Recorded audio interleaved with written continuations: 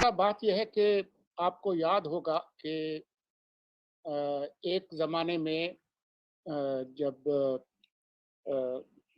पीएमएलएन की गवर्नमेंट थी, तो उस ज़माने में ये मोस्ट फेवर्ड नेशन स्टेटस पे काफ़ी बहस चली थी। जी, भारत ने पाकिस्तान को पहले ही मोस्ट फेवर्ड नेशन स्टेटस दे दिया था, क्योंकि वो तिजारत करना चाह रहे थे।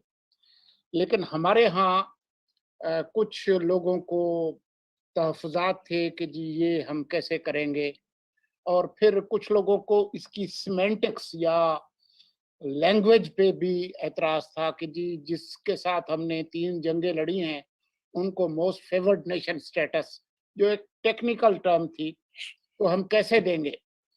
फिर जो यार लोग थे उन्होंने इसका हल निकाला कि हम इसका नाम बदल देते हैं। हुँ, नाम हम इसका रखते हैं नॉन डिस्क्रिमिनेटरी मार्केट एक्सेस, बिल्कुल, एनडीएमए। तो बिल्कुल, वो नाम भी बदला गया, और फिर कुछ वफाकी वुज़रा की अ, कुछ मीटिंग्स भी प्रपोज़ हुई जो अ, का बराबर कामयाब। तो बात ये है कि ये मामला जो है वो पुराना है। जो पिछली हुकूमत थी उसने कुछ कोशिश करने की कोशिश की, तिजारत वगैरह, तो उस वक़्त जो है वो गदार, गदार, गदार करके, और आपको याद होगा कि वो कनाडा से एक साहब आए थे जो कि कहते थे कि सियासत नहीं, हमने रियासत बचानी है। तो उन्होंने आकर जो है वो बहुत सारा शोर डाला था, आपको याद होगा। बिल्कुल याद है तो उन्होंने। मैं पस मंज़र इसलिए बता रहा हूँ कि इस मामले पर, भारत से ताल्लुकात के मामले पर माज़ी में ये बात रही है। लेकिन हमें एक खुशगवार हैरत हुई जब पिछले दिनों हमने ये सुना ताकतवर लोगों से कि जो है वो मुल्क तरक्की नहीं करता बल्कि पूरे खित्ते तरक्की करते हैं, और हमें जो है वो अपने घर को ठीक करना होगा, और अपने जो ताल्लुकात हैं पड़ोसियों के साथ उनको ठीक करना होगा। तो ये, और जियो इकोनॉमिक्स की इस्तिलाह जो है वो सामने आए कि जी वो होगा वगैरह, और उसके on the heels of those वो नैरेटिव, कल जब ये इकोनॉमिक कोऑर्डिनेशन कमेटी का फैसला आया, तो एक मिला-जुला रद्द-ए-अमल था। कुछ लोगों ने तनकीद की कि जी जब हम कहते थे तो उस वक़्त तो आप नहीं मानते थे, अब ये कैसे कर रहे हैं? कुछ लोगों ने कहा कि नहीं, नहीं जी, जब तक कश्मीर आज़ाद नहीं होता तो हम भारत से तिजारत कैसे कर सकते हैं? लेकिन बात वही है जो कि ज़ैगम खान ने आपको बताई।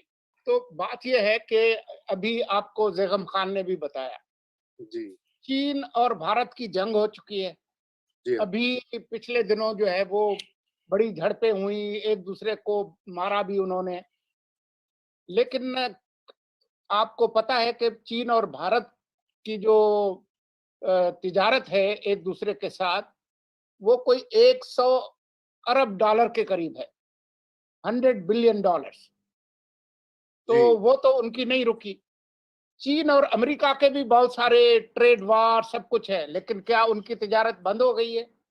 ताइवान की अभी मिसाल आपको ज़ैगम खान ने दी। तो जी, सवाल ये है कि अगर पाकिस्तान के लोगों को 15-20 रुपए चीनी सस्ती मिलेगी, तो उससे जो है वो कश्मीर का काज मुतासर हो जाएगा।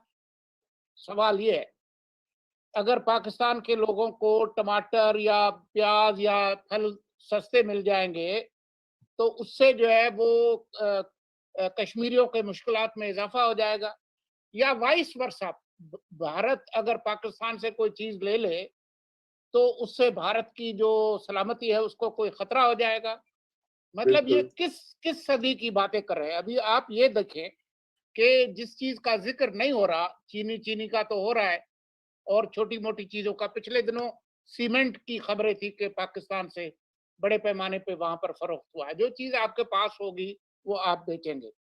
लेकिन जो अहम बात है कपास के हवाले से, जो फिगर्स हैं आपकी, अ, जो टारगेट था वो कोई 12 मिलियन बेल्स था, यानी 1 करोड़ 20 लाख। अ, बिल्कुल, काटन, कोई 7 मिलियन बेल्स जो है वो कम पैदा हुई। तो आप जो है वो ज़ाहिर है आपके पास मसला क्या है कि जी आपके पास जो टेक्सटाइल मिले हैं, वहाँ पर कोई 2 से ढाई करोड़ लोग जो है वो उस से वाबस्ता हैं। तो जी, वो बगैर कॉटन के तो टेक्सटाइल की चीजें नहीं बनेगी ना, तो बिल्कुल। आपको इंपोर्ट करना पड़ेगा। अब बात यह है कि इस रीजन के अंदर 2 ही मुल्क हैं जिनके पास कॉटन है, एक भारत है और एक चीन है। चीन जो है उसका जो बड़ी ज्यादा से ज्यादा उनकी जो कॉटन है वो आती है शिनजियांग से, और यूरोप और अमेरिका ने उस पे पाबंदियां लगाई हुई हैं कि वहां की जो कॉटन है उसकी बनी हुई कोई चीज हम नहीं लेंगे। तो अगर आप चीन से ले भी लें अपने चीनी भाइयों से, तो वो पैदा करके उसका क्या करेंगे? वो बेच नहीं सकते। तो बिल्कुल, या तो अगर आपके 1, 2, ढाई करोड़ लोग जो है वो बेरोजगार होते हैं और आपकी जो फॉरेन एक्सचेंज है वो और मजीद डिप्लीट होती है, उससे कश्मीर का मामला हल हो जाएगा। मतलब ये किस सदी में रहने वाले लोग हैं।